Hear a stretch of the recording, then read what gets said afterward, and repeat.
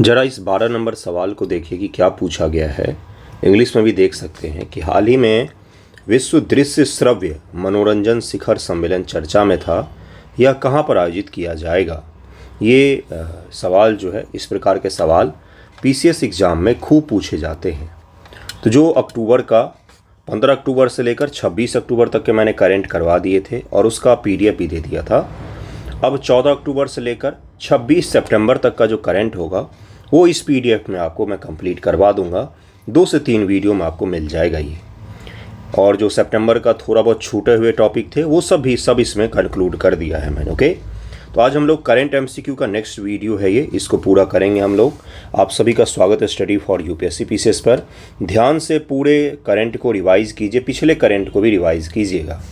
दरअसल में जो नया पैटर्न है उसमें भी जीएस में भी वही सवाल पूछे जाते हैं जो करंट में चर्चा में रहता है।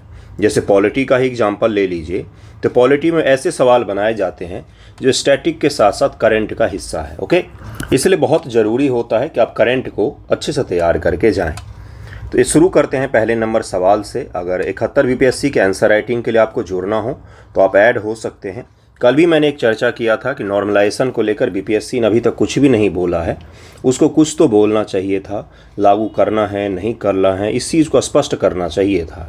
एडमिट कार्ड जब आ जाएगा, जो कि आ जाएगा कुछ दिनों में, अगले 5-7 दिनों में आ जाएगा एडमिट कार्ड, तब फिर परिवर्तन करा पाना बड़ा मुश्किल होगा। तो इसको लेकर जहाँ भी संभव हो आवाज़ उठाइए, मेल कीजिए, कॉल कीजिए, मैसेज कीजिए, जो भी आप कर सकते हैं अपने स्तर से कीजिएगा। साथ में पढ़ाई भी करना है, पढ़ाई बिल्कुल नहीं छूटना चाहिए, क्योंकि एग्ज़ाम तय है कि 13 दिसंबर को आपका एग्ज़ाम होगा। ओके, देखिए आज का पहला सवाल क्या। पहला सवाल है कि हाल ही मत्स्य पालन सब्सिडी चर्चा में थी, यह किससे संबंधित है।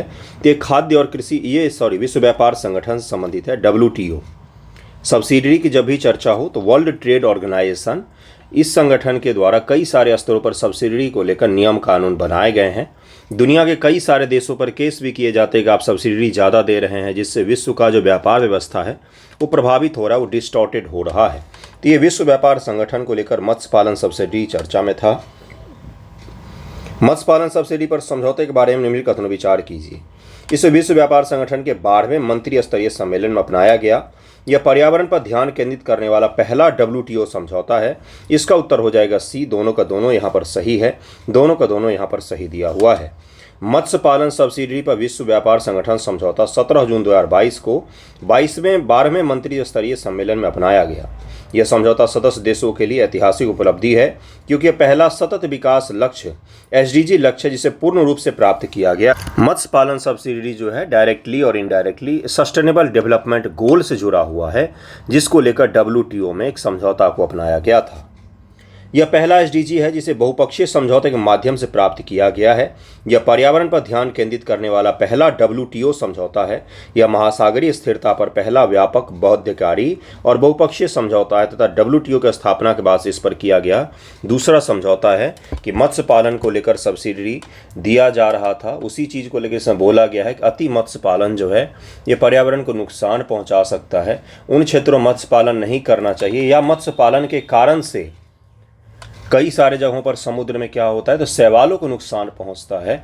इन्हीं सब चीज़ों को लेकर WTO में सब्सिडी को लेकर 12वें मंत्री स्तरीय सम्मेलन 2022 में इस समझौते के बाध्यकारी रूप से अपनाया गया था। हाल ही में ये चर्चा में भी था। निम्नलिखित सब्सिडी को संबंधित बॉक्स से मिलाएं।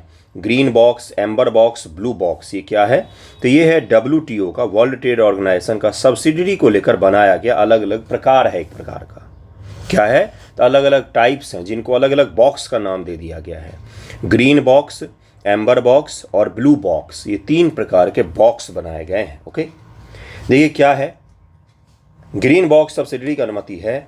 एम्बर बॉक्स उत्पादन सीमित करने वाले कार्यक्रम जो व्यापार को विकृत करते हैं उनको रखा जाता है। ऐसे चीज़ें जिससे व्यापार विकृत हो जाती है उनको एम्बर बॉक्स में रखा जाता है। ब्लू बॉक्स सब्सिडी में कमी, स्लो डाउन ऑफ सब्सिडी, इसका उत्तर क्या हो जाएगा। केवल पहला यहाँ पर सही दिया हुआ है, केवल ए यहाँ पर सही है, दूसरा तीसरा गलत है।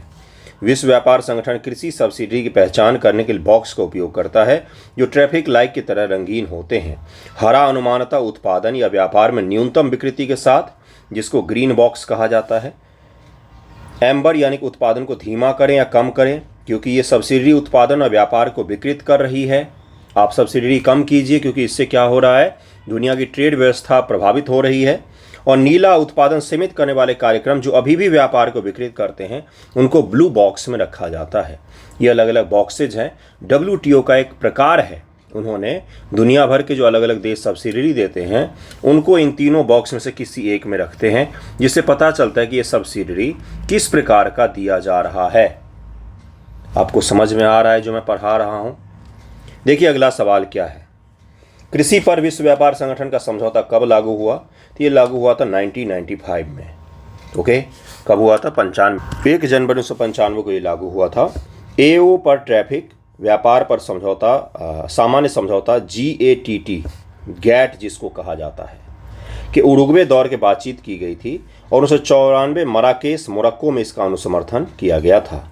विश्व व्यापार संगठन के कितने सदस्य हैं? तो 166 सदस्य हैं वर्तमान में।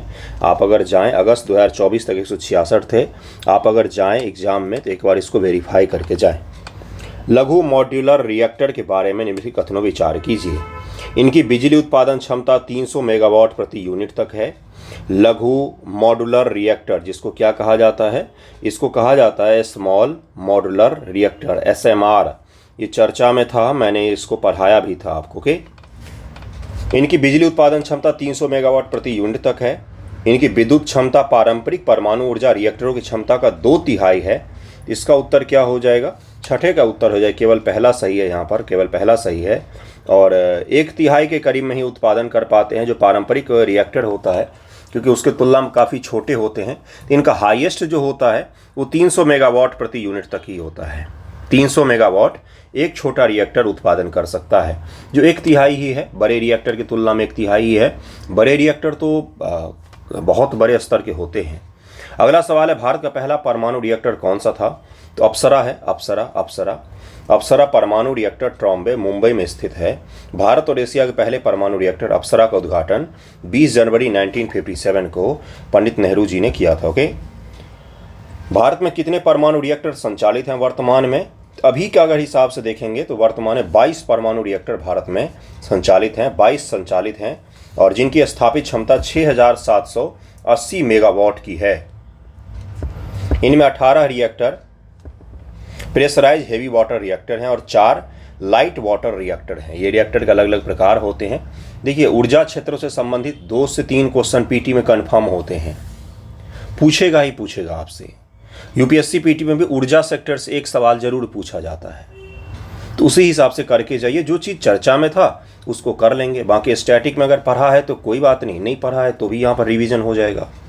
परमाणु ऊर्जा रिएक्टर किस पर काम करते हैं? तो ये परमाणु विखंडन पर, न्यूक्लियर फ्यूजन पर काम करते हैं। न्यूक्लियर फ्यूजन रिएक्शन जो है ये कहाँ पर होता है? तो ये सन में देखने को मिलता है हमें। तो आर्टिफिशियल सन का जो कॉन्सेप्ट है वो न्यूक्लियर फ्यूजन का ही है, नाभिकीय संलयन की प्रक्रिया का है। पृथ्वी पर कई सारे जगहों पर इस प्रकार के प्रोजेक्ट चल रहे हैं। जैसे फ्रांस में भी एक प्रोजेक्ट है जिसमें भारत भी भागीदार है, 200 करोड़ रुपए भारत ने भी उसमें डोनेट किया हुआ है, जिसमें आर्टिफिशियल सन बनाने का काम चल रहा है, जहाँ पर न्यूक्लियर फ्यूजन की प्रक्रिया का माना जा रहा है कि शुरू किया जाए, जिससे पृथ्वी पर एनर्जी संकट दूर हो जाएगा। ओके, और न्यूक्लियर फ्यूजन के लिए जिस मशीन का निर्माण किया जाता है वो पीटी में पूछा है, ये बीपीएससी पीटी में या किसी स्टेट पीसीएस में, उसको कहा जाता है टोकामक मशीन। इसमें न्यूक्लियर फ्यूजन की अभिक्रिया अगर जिस दिन संपन्न होनी शुरू हो गई बिल्कुल सही तरीके से, उस दिन पृथ्वी पर कोई एनर्जी का संकट रहेगा ही नहीं। हमारे चारों तरफ एनर्जी ही एनर्जी होगा। परमाणु संलयन और विखंडन के बीच में अंतर पर विचार कीजिए। Consider difference between nuclear fusion and fission. यहाँ पर पहला स्टेटमेंट पढ़ सकते हैं इंग्लिश वाले। संलयन में भारी परमाणु के परमाणु द्रव्यमान की संख्या अधिक होती है, जबकि विखंडन में हल्के परमाणु के परमाणु द्रव्यमान संख्या कम होती है। संलयन को सुरक्षित माना जाता है क्योंकि यह एक स्वसीमित प्रक्रिया है।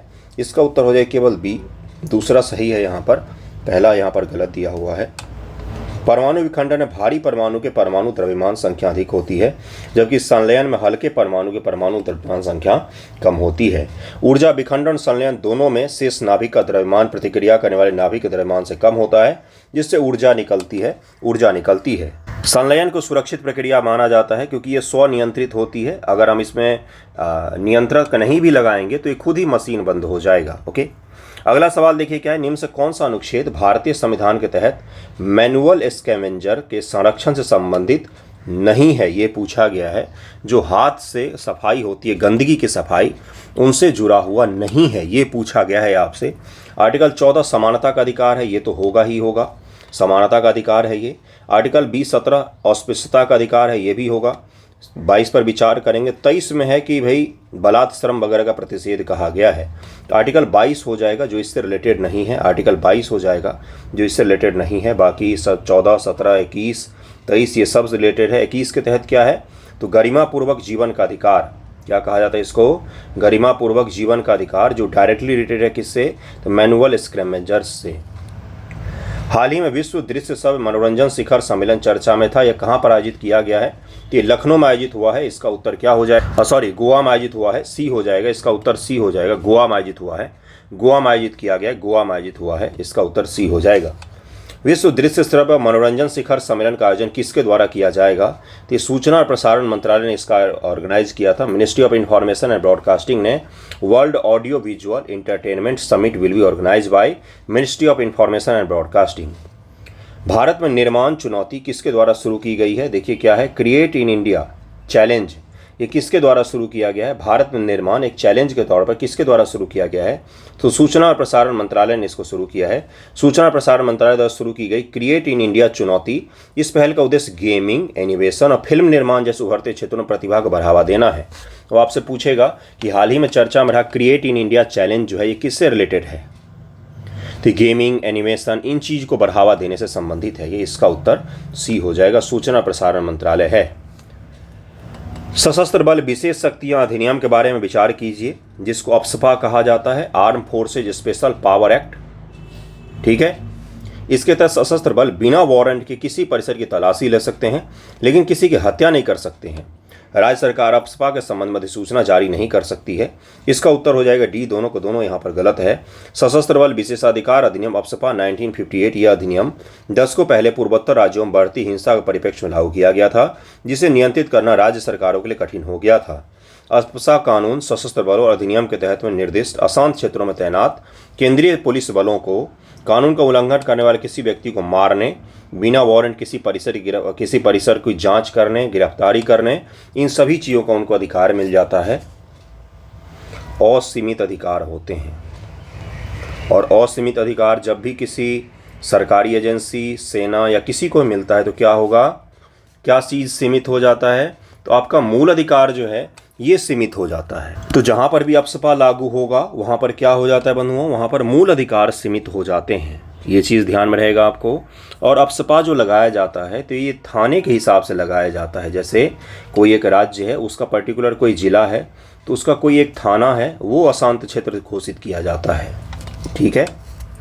राज्य और केंद्र सरकार अप्सपा के बारे में अधिसूचना जारी कर सकता है। अरुणाचल प्रदेश, नागालैंड राज्यों के लिए गृह मंत्रालय समय समय पर अशांत क्षेत्र अधिसूचनाएं जारी करता है। वर्तमान में नागालैंड के कुछ इलाकों में अप्सपा लागू है, अरुणाचल के भी कुछ इलाकों में है। कौन सा राज्य सशस्त्र बल विशेष शक्ति अधिनियम के अंतर्गत नहीं है, तो त्रिपुरा इसमें से शामिल नहीं है। पहले त्रिपुरा भी था, एक समय में उग्रवादियों से प्रभावित था। वर्तमान में असम, नागालैंड और मणिपुर में आपको अप्सपा देखने को मिल सकता है। अप्सपा 1958 किस समिति से संबंधित है, तो जीवन रेड्डी समिति जो है इसी से संबंधित है। दादा साहेब फाल्के पुरस्कार की शुरुआत कब हुई थी, तो 1969 ईस्वी में किया गया था। 1969 में भारतीय फिल्म का सर्वोच्च पुरस्कार माना जाता है। हाल ही में राष्ट्रीय फिल्म पुरस्कार चर्चा में रहा, ऐसा पहला समारोह कब आयोजित किया गया था। राष्ट्रीय फिल्म पुरस्कार, नेशनल फिल्म अवार्ड जो दिया जाता है, इसको लेकर पहला समारोह कब आयोजित किया गया था, तो ये किया गया था 1954 ईस्वी में। 1954 ईस्वी में, 1954 ईस्वी में किया गया था। 2022 के लिए दादा साहेब फाल्के पुरस्कार किसे दिया गया है, तो ये दिया गया है मिथुन चक्रवर्ती को। मिथुन चक्रवर्ती को प्रदान किया गया दादा साहेब फाल्के पुरस्कार। ये विशेष रूप से ध्यान रखिएगा 2022 ईस्वी के लिए दिया गया है। नए वायुसेना अध्यक्ष के रूप में किसने कार्यभार संभाला है, तो ये हो जाएगा ए, अमरप्रीत सिंह जी हैं, उन्होंने इसका कार्यभार संभाला है। हाल ही में स्वच्छ भारत मिशन ने अपने 10 साल पूरे की, इसकी शुरुआत कब हुई थी, इसकी शुरुआत 2 अक्टूबर गांधी जयंती पर 2014 ईस्वी में हुई थी। जिसे प्रधानमंत्री मोदी झाड़ू लगा रहे थे, याद कीजिए, वहीं से इसकी शुरुआत हुई थी। स्वच्छता ही सेवा अभियान का विषय क्या था, 2024 में स्वच्छता ही सेवा अभियान शुरू किया गया है। इसका थीम क्या था, तो स्वच्छता, स्वभाव स्वच्छता, संस्कार स्वच्छता। स्वभाव स्वच्छता, संस्कार स्वच्छता, ये चीज़ थीम रखा गया था किस चीज़ का, तो स्वच्छता ही सेवा कैंपेन 2024 का थीम रखा गया था। ये अक्टूबर में 2 अक्टूबर को स्वच्छ भारत मिशन के 10 साल के उपलक्ष्य में ये चीज़ शुरू किया गया था। 10 वर्ष पूरे हो गए, उसी के उपलक्ष्य में ये चीज़ शुरू किया गया था। प्रधानमंत्री इंटर्नशिप योजना कब शुरू की गई है? When was the prime minister internship scheme launched? तो ये 2024 में शुरू किया गया बजट में, जिसमें 5,000 रुपये तक के मिनिमम इंटर्नशिप का आपको मिल जाएगा पैसा। प्राइवेट और सरकारी कंपनियों में आप इंटर्नशिप कर सकते हैं। बजट जब लाया गया तो उसमें कहा गया कि कंपनियों के लिए अनिवार्य होगा इंटर्नशिप देना युवाओं को, लेकिन बाद में इसमें परिवर्तन कर दिया गया कि भाई अनिवार्य नहीं होगा। और इसमें ये चीज़ है कि आईआईटी और बड़े बड़े इंस्टीट्यूट जो हैं, आईआईएम हो गया, आईआईसी बेंगलोर हो गया, एनआईटी बड़े बड़े हो गए, उनके बच्चे इसमें शामिल नहीं हो सकते हैं। प्रधानमंत्री इंटर्नशिप योजना के तहत मासिक सहायता क्या है? मासिक सहायता क्या है? तो भाई इसमें 5,000 है, 5,000 है।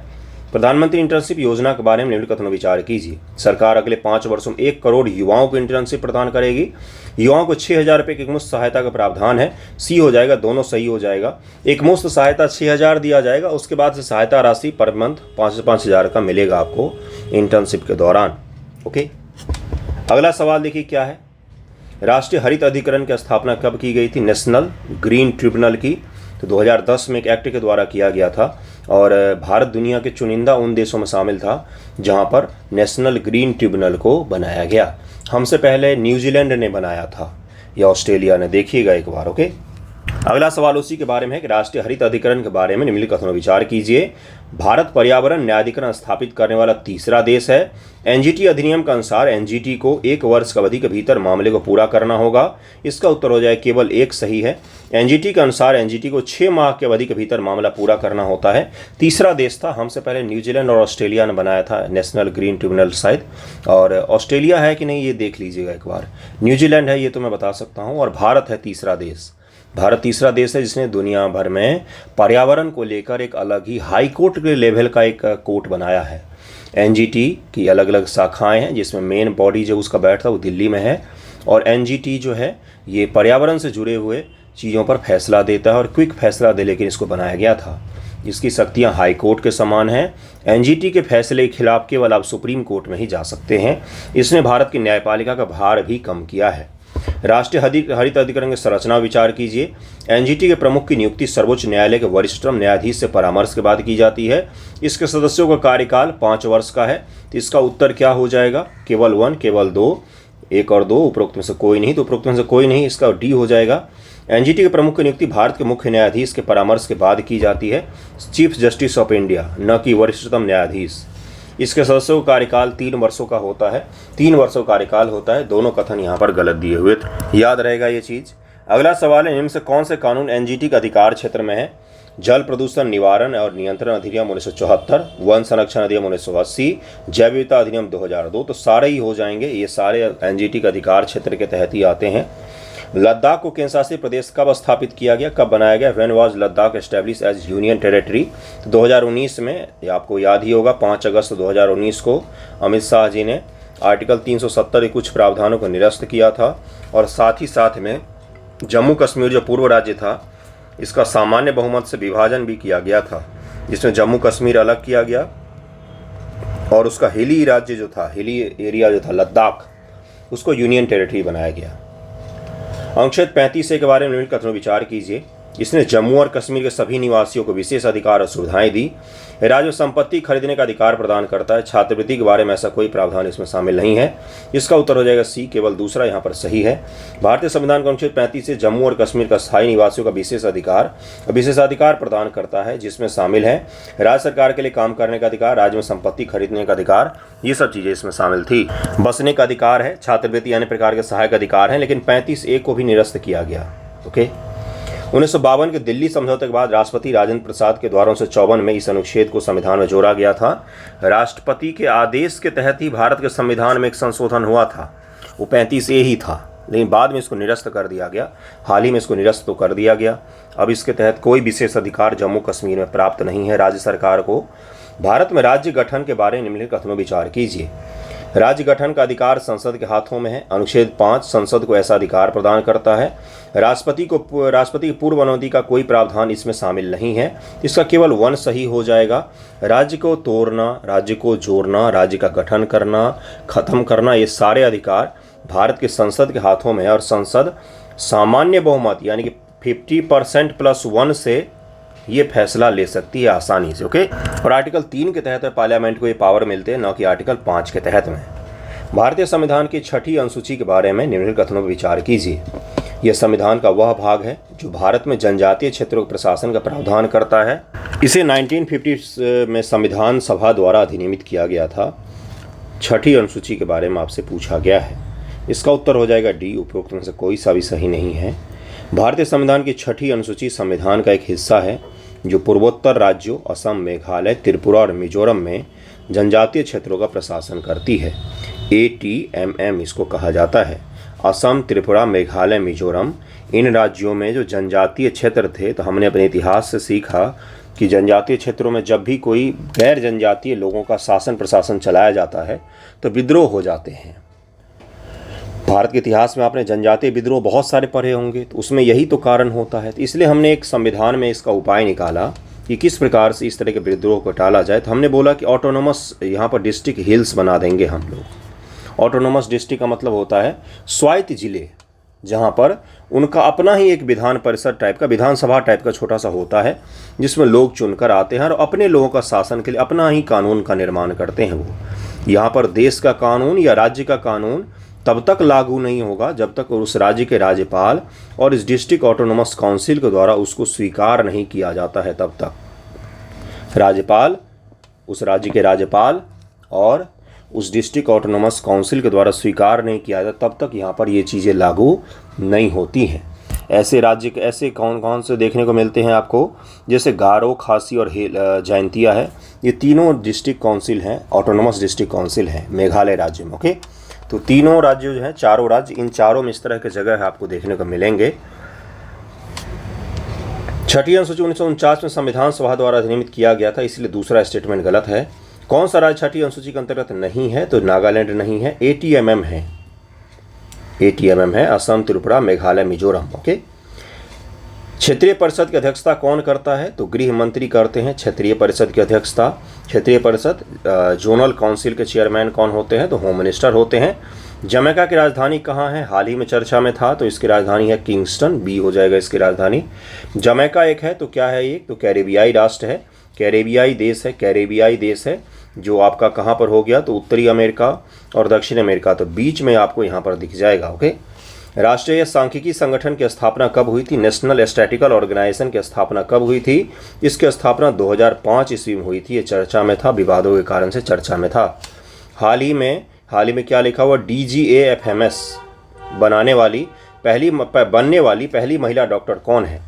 DGAFMS क्या है ये? तो भारतीय सेना का director general of medical service बनाया गया है। किसको? तो एक महिला को बनाया गया है, जिनका नाम क्या है? तो इनका नाम है क्या? तो इनका नाम है, देखिए यहाँ पर लिखा हुआ है कि surgeon vice admiral Anita Sarin नाम है इनका। ये ऑप्शन हो जाएगा। ये क्या बनी है? तो director general of arm forces medical service की पहली महिला प्रमुख बनी है एडमिरल अनीता सरीन जी। क्या बनी है? तो director general of arm forces medical service. Arm forces सशस्त्र बल का मेडिकल सर्विस बहुत बड़ा सर्विस है इस देश में। उसका प्रमुख जो है एक महिला है। कौन है? तो उनका आरती सरीन नाम है उनका, आरती सरीन नाम है। विशेष रूप से ध्यान रखिएगा इसको। नाटो का महासचिव कौन बने हैं? तो मार्क रूटे बन गए हैं। नीदरलैंड के पूर्व प्रधानमंत्री थे।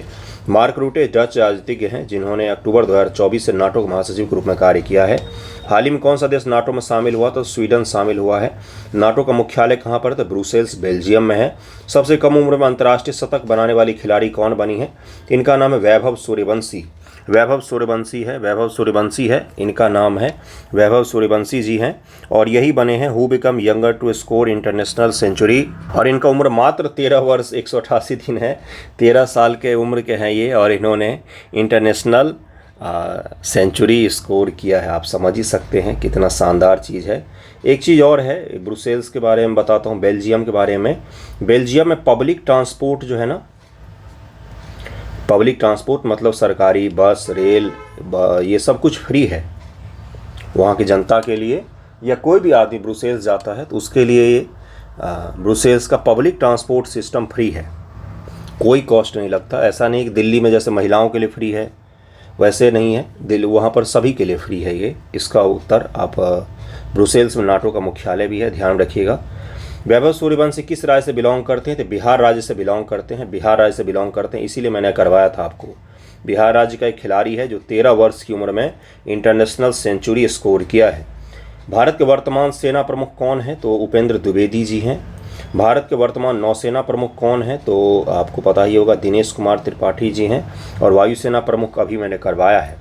परम रुद्र क्या है? तो ये नया लॉन्च किया गया सुपर कंप्यूटर है, न्यूली लॉन्च सुपर कंप्यूटर है परम रुद्र।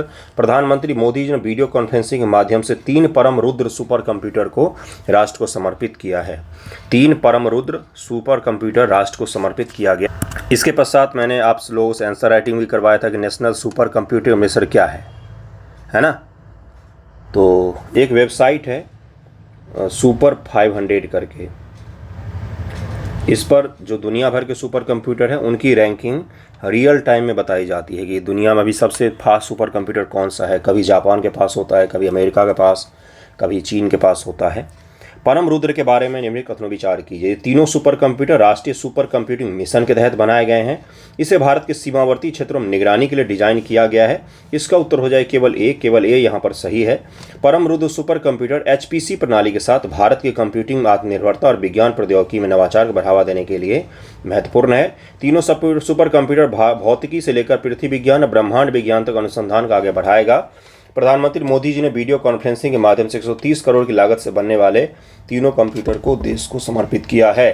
भारत जल्दी सुपर कंप्यूटर वगैरह का उपयोग आर्म फोर्सेज में नहीं करता है, ये अनुसंधान रिसर्च वगैरह के लिए किए जाते हैं ताकि नागरिकों को और भी ज़्यादा सुविधा दी जा सके, है ना। हाल ही में विकसित 3 सुपर कंप्यूटर कहाँ पर तैनात किया गया है? तो ये किया गया है 1, 2, 1, 3, 4 हो जाएगा, पूना, दिल्ली और कोलकाता में। ओके, पूना, दिल्ली, कोलकाता में किया गया, आप यहाँ पर पढ़ सकते हैं। राष्ट्रीय सुपर कंप्यूटिंग मिशन कब शुरू किया गया था? इसीलिए उत्तर लेखन आवश्यक होता है हर एक टॉपिक पर। कब शुरू किया गया था? ये तो 2015 में शुरू किया गया था, जिसके तहत देश में अच्छे किस्म के बहुत सारे सुपर कंप्यूटर का निर्माण करना है, जिससे देश के सभी रिसर्च विभाग जो हैं उनके पास अपना सुपर कंप्यूटर हो। देश के जितने भी हाई इंस्टीट्यूशंस हैं, IIT हो गए हायर एजुकेशन के लिए, उन सभी के पास में सुपर कंप्यूटर होना चाहिए ताकि हम आने वाली पीढ़ी को ट्रेंड कर सकें। हाल ही में अर्का और अरुणिका चर्चा में थे। ये क्या है? अर्का और अरुणिका क्या है ये बताइए। इसका उत्तर क्या हो जाए? हो सकता है 13 दिसंबर को आपको पेपर में दिखे। ये क्या हो जाएगा इसका आंसर? ये उच्च प्रदर्शन कंप्यूटिंग HPC सिस्टम है जिनको नाम दिया गया अर्का और अरुणिका। प्रधानमंत्री मौसम जलवायु अनुसंधान के डिजाइन किए गए उच्च प्रदूषण कंप्यूटर, हाई परफॉर्मिंग कंप्यूटर्स जो होते हैं प्रणाली को अर्का व अरुणिका के उद्घाटन के बारे में जानकारी दी। हाई परफॉर्मेंस कंप्यूटिंग वाले जो होते हैं अर्का और अरुणिका, ये सुपर कंप्यूटर से ही रिलेटेड हैं। भारत का पहला सुपर कंप्यूटर कौन सा था? तो परम 8000 ये सुपर कंप्यूटर का नाम था। भारत सुपर कंप्यूटर के जनक के रूप में किसको जाना जाता था? विजय पांडुरंग भटकर को जाना जाता है भारत में सुपर कंप्यूटर के जनक के रूप में। राष्ट्रीय सुपर कंप्यूटिंग मिशन के बारे में निम्नलिखित कथन विचार कीजिए। प्रधानमंत्री जी ने 3 सुपर कंप्यूटर देश को समर्पित किए, उस पर आधारित ये 10-15 क्वेश्चन आपको करवा रहा हूं मैं। इस मिशन की अवधि 2015 शुरू होकर 5 वर्ष की है। 70 से अधिक उच्च प्रदर्शन वाले सुपर कंप्यूटर का ग्रिड बनाया गया है अभी। इसका उत्तर हो जाएगा बी, केवल दूसरा सही है। 2015 में राष्ट्रीय सुपर कंप्यूटिंग मिशन की घोषणा की, जिसका अनुमानित लागत 4500 करोड़ रुपए है। यह 7 वर्षों 15 से 22 की अवधि के लिए था। मिशन का उद्देश्य 70 से अधिक उच्च प्रदर्शन करने वाले सुपर कंप्यूटर के माध्यम से विशाल सुपर कंप्यूटिंग ग्रिड की स्थापना करना है। देश भर में राष्ट्रीय शैक्षणिक संस्थान, अनुसंधान और विकास संस्थानों को सशक्त बनाना है, जो मैंने आपको पहले ही बताया। ठीक है। राष्ट्रीय सुपर कंप्यूटिंग मिशन को लागू करने के लिए कौन सा संगठन सहभागी नहीं है इनमें से? इसका उत्तर सी हो जाएगा। 3 और 4 IIT दिल्ली और कंप्यूटर सोसाइटी ऑफ इंडिया जो है ये सहभागी नहीं है। बाकी उन्नत कंप्यूटिंग विकास केंद्र जो है और centre for development of advance computing जिसको CDAC कहा जाता है, IIC बेंगलोर जो है, ये दोनों शामिल है इसमें। ओके। ताइवान जलडमरू मध्य किसके बीच में स्थित है? तो ताइवान और चीन के बीच में स्थित है ये, ताइवान और चीन के बीच में। ताइवान जलडमरू मध्य जिसे फार्मोसा जलडमरू मध्य के नाम से भी जाना जाता है, 180 किलोमीटर चौड़ा जलडमरू मध्य है जो ताइवान और मुख्य भूमि चीन को अलग अलग करता है। यह जलडमरू मध्य वर्तमान दक्षिण चीन सागर का हिस्सा है, उत्तर में पूर्वी चीन सागर से जोड़ता है। इसका सबसे संकरा हिस्सा 130 किलोमीटर चौड़ा है। हाल ही में कौन सा राज्य पूर्वी राजस्थान नहर परियोजना पर सहमति व्यक्त किया है? किसने? तो राजस्थान और मध्य प्रदेश ने व्यक्त किया है। राजस्थान और मध्य प्रदेश मिलकर पूर्वी राजस्थान नहर परियोजना का निर्माण कर रहे हैं। राजस्थान राज्य क्षेत्रफल के दृष्टिकोण से भारत का सबसे बड़ा राज्य है। इसका पूर्वी भाग जो है ये काफ़ी उपजाऊ है। इसका जो बिल्कुल वेस्टर्न का इलाका है यहाँ पर बालू है, ये रेत का टीला है यहाँ पर पूरा। लेकिन पूर्वी भाग देश के सबसे उपजाऊ क्षेत्रों में से एक है। यहाँ पर सुव्यवस्थित तरीके से नहर प्रणाली का भी विकास हुआ है। तो उसी के क्रम में पूर्वी राजस्थान नहर का विकास 2 राज्य मिलकर करेंगे, मध्य प्रदेश और राजस्थान। पूर्वी राजस्थान नहर परियोजना काली सिंध, पार्वती, मेज, चाकन बेसिन में उपलब्ध मानसून जल का उपयोग करेगी, जिससे राजस्थान के जो सूखे जिले हैं उनको पानी मिल सके। पूर्वी राजस्थान नहर परियोजना के अंतर्गत कौन सी नदियां शामिल हैं? तो 3 और 4 हो जाएगा। चंबल और बनास शामिल है। चंबल और बनास जो नदियां हैं ये इसमें शामिल हैं। चंबल बेसिन के भीतर जल का अंतर बेसिन स्थानांतरण बनास, गंभीरी, बाणगंगा जैसे जल की कमी वाले उप बेसिनों में मोड़कर किया जाएगा, जिससे कौन कौन से जिलों को लाभ मिलेगा? तो अलवर, दौसा, जयपुर, अजमेर, टोंक, सवाई माधोपुर, बूंदी, कोटा, बाड़ा, झालावाड़, भरतपुर, धौलपुर और करौली, ये जिले जो हैं ये राजस्थान के पूर्वी जिले हैं। इन सभी को जल की उपलब्धता होगी। कहाँ से निकलेगा ये राजस्थान का नहर? हरिके से निकलेगा, हरिके से निकलेगा। चंबल नदी का उद्गम स्थल कौन सा है बंधुओं? तो सिंगार चोड़ी चोटी है। चंबल नदी है भारत की सबसे कम प्रदूषित नदियों में से एक है। इसका उद्गम विंध्य पर्वत इंदौर मध्य प्रदेश के उत्तरी ढलान पर स्थित सिंगार चौड़ी चोटी से है। यह लगभग 346 किलोमीटर दूर है। तब तक मध्य प्रदेश में उत्तर की ओर बहती है और राजस्थान में प्रवेश करती है। राजस्थान में इस नदी कुल लंबाई 225 किलोमीटर है, जो इस राज्य के उत्तर पूर्व दिशा में बहती है। चंबल नदी के किनारे कोटा है आपका शहर, बहुत ही खूबसूरत सा। अगला सवाल देखिए क्या है 15 नंबर। चंबल नदी यमुना नदी में कहाँ पर मिलती है? तो ये इटावा के समीप मिल जाती है। यूपी में भी बहकर आती है चंबल नदी। भारत की सबसे साफ नदी है ये। इसमें घड़ियाल और मगरमच्छ काफ़ी अच्छे तरीके से पाए जाते हैं और यहाँ पर कई सारे बांधों का भी निर्माण किया गया है। ओके। कौन सी नदी चंबल नदी की सहायक नदी नहीं है? तो सिंध नदी नहीं है। सहायक नदी हैं बनास, काली सिंध, क्षिप्रा, पार्वती आदि। चंबल नदी का मुख्य विद्युत परियोजनाएं भी हैं, जैसे गांधी सागर बांध, राणा प्रताप सागर बांध, जवाहर सागर बांध और कोटा बैराज। ये सब चंबल नदी पर प्रमुख बिजली की परियोजनाएं हैं। हाल ही में मैगी स्मिथ का निधन हो गया। वह क्या थी? तो ब्रिटिश अभिनेत्री थी। ये हैरी पॉटर सीरीज आपने देखा होगा, तो उसमें ये अभिनेत्री थी। भारत की पहली नदी जोड़ो परियोजना कौन सी है? तो केन बेतवा लिंक परियोजना ही भारत की सबसे पहली नदी जोड़ो परियोजना है। राष्ट्रीय चंबल अभयारण्य कहाँ पर स्थित है? तो Rajasthan, Gujarat, Maharashtra, none of these. तो राजस्थान में स्थित है चंबल अभयारण्य। चंबल अभयारण्य राजस्थान में स्थित है। चंबल अभयारण्य उत्तर भारत में गंभीर रूप से लुप्तप्राय घड़ियाल, लाल मुकुट वाले छत कछुए और लुप्तप्राय गंगा डॉल्फिन के संरक्षण के लिए चंबल नदी बेसिन में स्थित है। इसका क्षेत्र 5400 वर्ग किलोमीटर है। राजस्थान, मध्य प्रदेश, उत्तर प्रदेश त्रिराज्य क्षेत्र में ये संरक्षित रिजर्व आता है। मुख्य रूप से राजस्थान में हिस्सा में है ये। ओके। कौन से सतत विकास लक्ष्य इको टूरिज्म से संबंधित है? तो SDG 13 जो है ये इको टूरिज्म से संबंधित है। यात्रा और पर्यटन विकास सूचकांक 2024 में कौन सा देश शीर्ष पर है? तो संयुक्त राज्य अमेरिका जो है ये शीर्ष पर था। इसका उत्तर C हो जाएगा। अरल सागर किसके बीच में स्थित है? तो अरल सागर जो है ये उज्बेकिस्तान और कजाकिस्तान के बीच में स्थित है। अब ये सूख चुका है, अब ये सूख गया है। UPSC ने 2018 में पूछा था कि हाल ही में कौन सा सागर है जो मानवीय कारणों से सूख गया है बिल्कुल ही। ये कभी सागर हुआ करता था, कैस्पियन सागर से थोड़ा सा ही छोटा था ये, लेकिन अब यहाँ पर कुछ भी नहीं है, केवल धूल है। तो ये कहाँ पर है? तो उज्बेकिस्तान और कजाकिस्तान के बीच में है। ऑक्सफोर्ड एटलस पर अभी भी इसको दिखाते हैं, लेकिन सूखा हुआ दिखाते हैं इसको। ठीक है। कौन सा देश कैस्पियन सागर के साथ सीमा साझा नहीं करता है? इनमें से 5 का उत्तर हो जाएगा डी, यूक्रेन की सीमा कैस्पियन से नहीं लगती है। अजरबैजान, जहाँ पर COP29 का आयोजन संपन्न हो गया है कल। ईरान, रूस, इन सभी की सीमाएं कैस्पियन सागर से लगती है। जापान के नए प्रधानमंत्री कौन बने हैं? तो श्री शिगेरू इशिबा, ये जापान के नए प्रधानमंत्री बने हैं। पूर्वी एशिया शिखर सम्मेलन 2024 कहाँ आयोजित होगा? तो ये हुआ है वियतनाम में आयोजित किया गया था। पूर्वी एशिया शिखर सम्मेलन वियतनाम में आयोजित हुआ था। हाल ही में इसरो का शुक्र मिशन खबरों में था, इसके बारे में जरा बताइएगा। मिशन सतह अधोसतह स्थिरीकरण, पुनः सतहीकरण प्रक्रिया, वायुमंडलीय रसायन विज्ञान, संरचनागत विविधता आदि पर काम करेगा। शुक्र ग्रह पर ज्वालामुखी गतिविधियों का अध्ययन करने का कोई प्रावधान इसमें शामिल नहीं किया गया है। इसका उत्तर हो जाएगा ए, ये शुक्र ग्रह से संबंधित सभी चीज़ों का अध्ययन करने के लिए इसको लॉन्च किया जाएगा नेक्स्ट ईयर, और शुक्र को लेकर ये हमारा पहला मिशन होगा। इसमें सभी चीज़ें शामिल हैं। शुक्र ग्रह पर वॉल्केनिक हॉट स्पॉट वगैरह जो है उसका भी इसमें डिटेल अध्ययन किया जाएगा। इसका उत्तर ए हो जाएगा। शुक्र के बारे में निम्नलिखित कथनों विचार कीजिए। यह एक छोटा गैसीय ग्रह है, इसमें अधिकतर कार्बन डाइऑक्साइड और एक गाढ़ा सल्फ्यूरिक एसिड बादल है, H2SO4 इसका बादल है यहाँ पर, जिसको अम्लराज कहा जाता है। इसका उत्तर क्या हो जाएगा? इसका उत्तर हो जाएगा बी, इसका उत्तर बी हो जाएगा। ये गैसीय, यह शुक्र सूर्य से दूसरा ग्रह है, एक स्थलीय ग्रह है, गैसीय ग्रह नहीं है, इसीलिए पहला गलत था। अपने कक्षीय पड़ोसी पृथ्वी के द्रव्यमान और आकार में सबसे निकट है ये। शुक्र का वायुमंडल स्थलीय ग्रहों में सबसे घना है, जो कि मोटे एसिड से बना हुआ वायुमंडल है। इसका एसिड से वायुमंडल बना हुआ है। इसका उत्तर बी हो जाएगा। कौन सा पृथ्वी के सबसे निकट का ग्रह है? तो सबसे निकट का शुक्र ही है, इसका उत्तर बी हो जाएगा। शुक्र मिशन के प्रक्षेपण का अपेक्षित समय क्या है? तो मार्च 2028 में भारत की सरकार इसरो जो है वो इसको प्रक्षेपित कर सकती है। मार्च 2028 में अभी रखा गया है समय, मार्च 2028 रखा गया है। स्ट्रैटिग्राफी क्या है? स्ट्रैटिग्राफी चर्चा में रहता है, क्या है ये?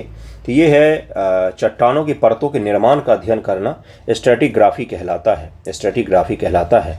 और आज का आखिरी सवाल है कि हाल ही में तुवालू खबरों में था, यह कहाँ पर स्थित है? तो ये प्रशांत महासागर में स्थित है। तुवालू प्रशांत महासागर में स्थित है। इसकी राजधानी कहाँ है? तो इसकी राजधानी फुनापुटी है। तुवालू प्रशांत महासागर में स्थित द्वीपीय देश है। यह पोलिनेशिया का हिस्सा है। ऑस्ट्रेलिया के उत्तर पूर्व में देखेंगे आप तो पोलिनेशिया कहलाता वो रीजन, उसी का हिस्सा है। इसका कैपिटल कहाँ है? तो फुनापुटी है इसका कैपिटल। ठीक है। एटॉल से बना हुआ है, ये एटॉल से बना हुआ है। जनसंख्या इसकी 12,373 है मात्र। क्षेत्रफल की दृष्टि से दुनिया का चौथा सबसे छोटा देश है। तुवाली की भाषा तुवालुअन है, जो सामोआ से काफ़ी मिलती जुलती है। तुवालू की सरकार एक संसदीय लोकतंत्र है। प्रशांत द्वीपीय जलवायु गतिशीलता और रूपरेखा का निर्माण जलवायु परिवर्तन से प्रभावित आबादी वाले देशों में से है ये, और अनुमान लगाया जा रहा है कि अगले कुछ वर्षों में ये देश निपट जाएगा। क्यों? क्योंकि डूब जाएगा। प्रशांत महासागर का जो जलस्तर बढ़ रहा है उससे डूबने का संभावना है तुवालू पर। आगे के क्वेश्चन नेक्स्ट वीडियो में हम लोग करेंगे। आई होप आपको पसंद आया होगा video. Thank you so much आप सभी का।